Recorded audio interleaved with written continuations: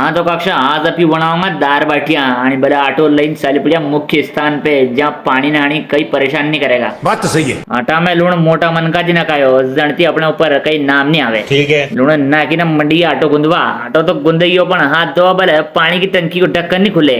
सब एक माड़ा की कोशिश करिया। ए भाई मारती नहीं खुले हो ठाकर बात तीस खोलो।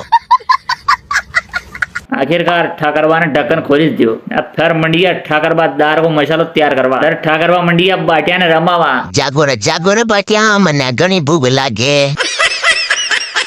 बट्टो लगन तेल गुड़ी ना मंडिया वीआईपी करसी तैयार करवा। लेवल सबके निकलेंगे। कांदा है काना ना कि दो गार्लिक पेस्ट। अब आवेगा आनंद। दार को काम निपटे ना ये अभी बाटिया के मेरे यहाँ तो अंगीठी कंप्लीट लगी। अच्छा। अंगीठी तैयार भी ना कि दी बाटिया अब बार है कहीं बड़ आधो घंटो बाटिया ना बाहर निकाल लिया पाना बाने। अब खावा आनंद आवा खतरनाक। बाटिया को काम कंप्लीट करी ना मंडिया जिमा। ए मो 2 बाटिया हाथी खाऊंगा।